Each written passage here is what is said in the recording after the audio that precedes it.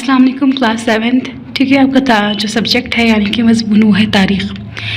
Students, ہم لوگوں نے پچھلے لیکچر میں آپ کو ایک ہوم ورک دیا تھا جس کا نام تھا کہ شاہ جہاں کے بیٹوں کے درمیان جنگ تخت نشینی. ٹھیک ہے، مجھے امید ہے کہ آپ لوگوں نے اس کو پڑھا ہوگا. اس کے بعد آپ لوگ آ جائیے پیج نمبر 31 پہ یعنی کہ صفحہ نمبر 31 پہ. تو یہاں پہ 2.4 کی ہیڈنگ ہے اور نام ہے اورنگزیب عالمگیر. بچوں، اورنگزیب عالمگیر جو تھے وہ 1618 میں پیدا ہوئے اور ان کی ابتدائی تعلیم و تربیت بہت ہی جدید علماء نے کی. یعنی کہ اس کا مطلب یہ ہے کہ انہوں نے ان علماء کرام سے علم سیکھا جو اس وقت کے جدید علماء مانے جاتے تھے. یعنی کہ علم ان کے پاس بے تحاشا تھا. عالمگیر کو ادب اور فنون حرب سکھائے گئے. شاہ جہاں اورنگزیب کی قابلیت کا قائل تھا اور اسی لیے اس کے دور کی اہم مہمات میں اورنگزیب نے شرکت بھی کی تھی. تاریخ میں اورنگزیب کا مقام بہت اہمیت کا حامل ہے کیونکہ بچوں وہ حافظ قرآن تھے اور کہا جاتا ہے کہ وہ بادشاہت کو اپنا ایک فرض سمجھتے تھے اور وہ یہ سمجھتے تھے کہ بادشاہت جو ہے وہ اللہ تعالیٰ کی امانت ہے اور اسی لیے وہ اپنا خرچ جو تھا اپنے جو ہے وہ ٹوپیوں سے اور کہا جاتا ہے کہ ٹوپیاں سیتے تھے اور اس سے اپنا خرچ پورا کرتے تھے. عدل و انصاف کے ان کے ایک بہترین مثال ہے کیونکہ وہ عدل و انصاف کے پابند تھے اور جو سادہ زندگی بسر کرتے تھے. وہ اپنی جیسے میں آپ کو بتایا کہ بادشاہت کو اللہ کی امانت سمجھتے تھے تو اسی لیے اپنی روزی خود کماتے تھے. ان کو فن تعمیر کا بھی شوق تھا. ٹھیک ہے، جیسے کہ پہلے ہم نے پڑھا تھا کہ مختلف بادشاہوں کو جو ہے فن تعمیر کا شوق تھا. مختلف عمارتیں، خوبصورت عمارتیں بادشاہ بنایا کرتے تھے. تو اورنگزیب کو بھی فن تعمیر کا شوق تھا. انہوں نے اہم شہروں میں جو ہے وہ متحصب مقرر کیے. اورنگزیب کا انتقال 1707 میں ہوا.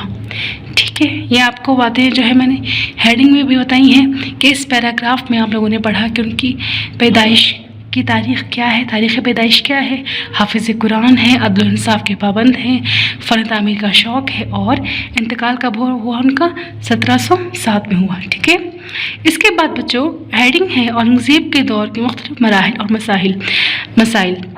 جس طرح ہر بادشاہ کو جب سلطنت ملتی ہے تو اس سلطنت کے مختلف مراحل ہوتے ہیں. ٹھیک ہے، اور مختلف جو ہے مسائل بھی ہوتے ہیں، پریشانیاں ہوتی ہیں، مختلف سٹیجز ہوتے ہیں جن کو انہوں نے پار کرنا ہوتا ہے اور کامیابی کی طرف بڑھنا ہوتا ہے. تو اورنگزیب کو بھی مختلف مسائل تھے. سب سے پہلے جو ان کا مسئلہ تھا وہ تھا راجپوتوں سے تعلقات. جلال الدین محمد اکبر سے شاہ جہاں کے دور تک مغل بادشاہوں کے راجپوت ریاستوں کے ساتھ اچھے تعلقات تھے. جب شاہ جہاں کے بیٹوں میں تخت نشینی کے جنگ شروع ہوئی تو ان ریاستوں کے راجا بھی تقسیم ہو گئے. اورنگزیب کی کامیابی کے بعد بھی بد اعتمادی رہی. کئی لڑائیاں بھی ہوئیں اور صلح بھی ہو جاتی تھی. یہ سلسلہ اورنگزیب کی موت تک رہا تھا. ٹھیک ہے، احمد نگر اور بیجاپور. ٹھیک ہے، یہ دوسرا مسئلہ ہے. احمد نگر اور بیجاپور جو ہے وہ دکن کی ریاستیں ہیں. جنوبی ہندوستان میں احمد نگر اور بیجاپور کی ریاستیں مرہٹوں کا وطن تھا. مرہٹوں ایک جو ہے کاسٹ ہے ہندوستان میں، ان کا وطن تھا. یہ علاقہ جو تھا زرخیز نہیں تھا. پہاڑی علاقہ ہونے کی وجہ سے یہاں پہ روزی کمانے کے لیے لوگوں کو سخت محنت کرنا پڑتی تھی اور 16ویں صدی تک تاریخ میں مرہٹوں کا کوئی ذکر نہیں ملتا. اس دور میں مرہٹوں کو فوج میں بھرتی کیا گیا. یہ لوگ گوریلا جنگ کے بہت ماہر تھے. انہی لوگوں میں سے ایک مالوجی نامی شخص تھا جو شیواجی کا دادا تھا. جنوبی ہندوستان میں اورنگزیب کے عہد میں مرہٹوں نے اپنی سیاسی اور فوجی قوت اکٹھی کر لی. مرہٹوں نے اپنا جو ہے بچوں کیا کیا، گروپ بنانا شروع کر دی، اپنی طاقت بنانی شروع کر دی اور مرہٹا قوم کی تنظیم سازی شیواجی نے کی. اس نے گوریلا جنگ میں ماہر ایک چھوٹی سی فوج تیار بھی کر لی اور اپنی کارروائیوں سے مقامی ریاست کو پریشان کرنا شروع کر دیا. پھر کہا جاتا ہے کہ 1556 تک اس نے ایک ہندوستانی ریاست اور جسے ہندو ریاست کہا جاتا جاتا ہے پر قبضہ کر لیا اور مزید علاقوں کو فتح کرنے کے لیے کوششیں شروع کر دی۔ اس طرح بیجاپور کی ریاست کا کچھ حصہ جو تھا اس کے تسلط میں آ گیا تھا، وہ اس کا حکمران بن گیا تھا، ٹھیک ہے۔ حکمران بننے کے بعد شیواجی نے اپنی رعایا کی زندگی بہتر بنانے کی کوشش کی۔ یہ ایک بات الگ ہے کہ انہوں نے قبضہ کر کے جنگ لڑ کے ہندوستانی ریاست پر قبضہ تو کر لیا، لیکن جب انہوں نے قبضہ کیا تو بچوں اس کے بعد انہوں نے اپنی رعایا کے لیے بھی کام کیا، ان کی زندگی کو بہتر بنانے کی کوشش بھی کی۔ مالیہ میں کمی کر دی، اس کے ساتھ فوج کو مزید منظم کیا، مالیہ یعنی کہ ٹیکس کو کم کر دیا اور فوج کو اور مزید مضبوط کیا، ٹھیک ہے، کیونکہ فوج کی بنا پر جو ہے لڑائی ہوتی تھی تو انہوں نے سب سے پہلے کیا کیا، مالیہ کم کیا اور کیا کیا، اپنی فوج کو مضبوط کیا۔ شیواجی اپنی ریاست کو مزید بڑھانا چاہتا تھا اور اس کے سامنے بڑی رکاوٹ مغلیہ سلطنت تھی، ٹھیک ہے، اسی لیے اس کا مغلوں سے ٹکراؤ لازمی تھا۔ یہی وہ دور تھا جب اورنگزیب اقتدار سنبھال چکا تھا۔ 1666 میں شیواجی کو شکست دے کر اورنگزیب کے دربار میں پیش کیا گیا۔ اورنگزیب نے شیواجی کی صلح کی درخواست قبول کرتے ہوئے اسے اعلیٰ منصب بھی عطا کیا، لیکن اس نے کیا کیا، اورنگزیب کو دھوکہ دیا اور جو تھا وہ ایک دن کیا ہوا، اورنگزیب کی نگرانی سے بھاگ گیا۔ 3 سال تک بڑی خاموشی سے شیواجی نے اپنی قوت جمع کی اور 1674 میں جنوبی ہندوستان میں ایک بڑی سلطنت قائم کر لی۔ اورنگزیب کے سامنے تو یہ بہت اچھا بنا رہا، اس نے صلح کر لی اور اورنگزیب کے زیر نگرانی رہا، لیکن یہ کیا ہوا، پھر اورنگزیب کی نگرانی سے بھاگ گیا اور بھاگ کر اس نے جو ہے ایک قوت جمع کر لی، ٹھیک ہے، اور پھر بچوں کیا ہوا کہ 1674 میں جنوبی ہندوستان میں ایک بڑی سلطنت بھی قائم کر لی۔ اس نے 6 سال یہاں حکومت کی اور آخر 1680 میں اس کا انتقال ہو گیا۔ شیواجی کے بعد آنے والے حکمرانوں نے مغلیہ سلطنت سے ٹکر لی۔ مرہٹوں سے مقابلے کے لیے اورنگزیب کو خود دکن آنا پڑا اور اس بات کا مکمل احساس تھا کہ مرہٹوں کا خاتمہ اس وقت تک ممکن نہیں جب تک ان کی حامی ریاستوں پر قبضہ نہ کیا جائے۔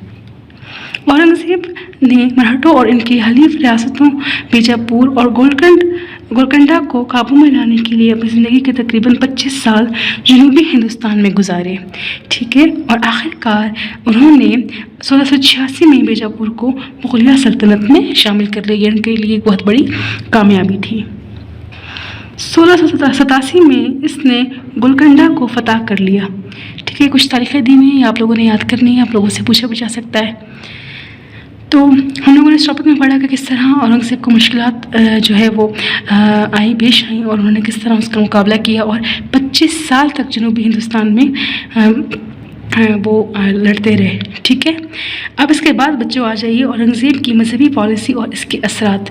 مذہبی پالیسی ان کی کیا تھی اور اس کے اثرات کیا تھے، ٹھیک ہے، یہ ہے آپ کا سیکنڈ لاسٹ ٹاپک۔ تو اورنگزیب جو تھے حضرت مجدد الف ثانی کی تعلیمات سے متاثر بہت تھے اور انہی کے بیٹے حضرت خواجہ محمد معصوم، جو ان کے بیٹے کا نام ہے کیا ہے، حضرت خواجہ محمد معصوم، حضرت مجدد الف ثانی کے بیٹے ہیں، تو ان سے بہت قریبی تعلق تھا۔ اورنگزیب اقتدار میں آنے کے بعد کافی عرصہ تک مختلف مذہبوں کے لوگوں کے ساتھ کسی قسم کی تمیز روانہ رکھی، ٹھیک ہے، اور آہستہ آہستہ انہوں نے مخصوص مذہبی نظریات کے زیر اثر اقدامات شروع کر دیے اور اس کے بعد انہوں نے موسیقی کی ممانعت کر دی، یعنی کہ منع کر دیا۔ 1679 میں جزیہ پھر سے نافذ کر دیا گیا، یعنی کہ ٹیکس پھر سے نافذ کر دیا گیا۔ جزیے کو اکبر نے قلم کر دیا تھا۔ اس کے بعد غیر ضروری ٹیکسوں کو بھی سرے سے ختم کر دیا، ٹھیک ہے۔ ان ٹیکسوں کا زیادہ تر بوجھ عام لوگوں پر پڑتا تھا۔ مسخروں کو جو شاہی دربار میں موجود تھے ان کو بھی نکال دیا۔ ملک میں ایسے مدارس بھی تھے جن کا نظام ہندو برہمن چلاتے تھے اور یہاں مسلمان طلبہ کو بھی تربیت دی جاتی تھی۔ اورنگزیب نے برہموں کے نظریات ان کو روکنے کے لیے ان مدارس کو بند کروا دیا اور کئی مندروں کو بلا اجازت تعمیر پر پابندی بھی لگا دی۔ اس نے جس پالیسیوں پر عمل کیا اس کے باعث ہندوستان میں بسنے والے تمام مذاہب کے لوگ حکومت سے مطمئن تھے۔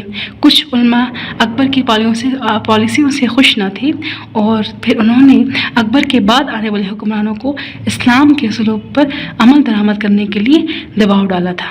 ٹھیک ہے، اورنگزیب کے دور میں بچوں ان علماؤں کا اثر بہت زیادہ تھا۔ اسی طرح اورنگزیب نے ان اثر کے تحت کچھ ٹیکسوں کو بحال کر دیا اور جس طرح مذہبی اصلاحات کی ان پر ہندو خوش نہ تھے۔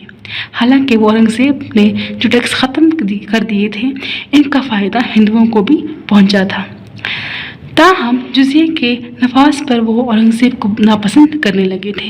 ٹھیک ہے، اس نے بتایا کہ ان کی مذہبی پالیسی کیا تھی۔ انہوں نے مدارس بند کروا دیے اور ایسے جو تعلیمی ادارے بند کروا دیے جہاں پر ہندوؤں کو بھی ایک ساتھ تعلیم دی جاتی تھی اور مسلمانوں کو بھی۔ انہوں نے ٹیکس جو ہے کچھ واپس لگا دیے اور کچھ جو ہے وہ ختم کر دیے، لیکن یہ بات ہندوؤں کے حق میں نہیں تھی۔ وہ ہندو یہ سمجھتے تھے تو اسی لیے ہندو ان کو ناپسند کرتے تھے۔ ٹھیک ہے بچوں، نیکسٹ آپ کی ہیڈنگ ہے جو لاسٹ ہے ٹاپک، وہ ہے اورنگزیب عالمگیر کا ہندوستان کی تاریخ میں مقام۔ جیسے کہ میں نے آپ کو بتایا کہ وہ عدل و انصاف کے پابند تھے، حافظ قرآن تھے اور مجدد الف ثانی کے بیٹے محمد معصوم کے بہت قریبی ان کا تعلق تھا، تو اسی لیے جو تھے وہ مذہب کے زیادہ، دین کے زیادہ قریب تھے۔ اورنگزیب مغل خاندان کے ایک عظیم ترین حکمران تھے۔ انہوں نے نصف صدی تک ایک بڑی سلطنت پر نہایت حکمت سے حکومت کی تھی۔ اورنگزیب کی زندگی سادہ مزاجی اور پاک بازی کا ایک اعلیٰ نمونہ تھی۔ وہ اکثر اوقات عبادت میں مصروف رہتے تھے، انہیں عیش و عشرت سے نفرت تھی اور وہ بچوں اپنے اخراجات قرآن پاک کی کتابت اور ٹوپیاں سیکھ کر پورے کرتے تھے۔ ان کے نزدیک میں نے جیسے آپ کو پہلے بتایا کہ بادشاہت جو ہے وہ اللہ تعالیٰ کی امانت ہے۔ ٹھیک ہے، حکمران کو اللہ کے سامنے جواب دہ ہونا ہے، وہ یہ سمجھتے تھے۔ انہوں نے غیر اسلامی ٹیکس بھی منسوخ کر دیے، اس کے مقابلے میں جزیہ نافذ کر دیا جو اسلامی اصولوں کے عین مطابق تھا۔ اورنگزیب نے فقہ کی ایک مشہور کتاب لکھی جس کا نام ہے فتوائے عالمگیری، اپنے دور میں مرتب کروائی تھی۔ ٹھیک ہے، بلا شک وہ ایک بہترین سپہ سالار تھے اور اکثر مہمات میں بہترین عسکری صلاحیتوں کا مظاہرہ کیا کرتے تھے۔ انہوں نے سکھوں، مرہٹوں اور راجپوتوں کی پیش قدمی کو انتہائی سختی سے روکا تھا۔ اپنی سیرت اور کارناموں کی وجہ سے اورنگزیب جو تھے وہ برصغیر کی تاریخ میں ایک عظیم حکمران اور تاریخ ساز شخصیت کے طور پر پہچانے جاتے ہیں۔ ٹھیک ہے، یہ آپ کا جو سبق ہے وہ مکمل ہوتا ہے۔ اس کے بعد انشاءاللہ ہم لوگ اپنی مشقی کام مکمل کریں گے اور یہ مشقی کام مختصر سوالات اور تفصیلی سوالات آپ لوگوں نے اپنی کاپی پہ کرنے۔ ٹھیک ہے، میں امید کرتی ہوں کہ آپ لوگ اپنا پہلا کام مکمل کر چکے ہوں گے۔ ٹھیک ہے، اپنا خیال رکھیے گا، انشاءاللہ جب اسکول کھلیں گے تو آپ کی کاپیز چیک کی جائیں گی۔ اللہ حافظ۔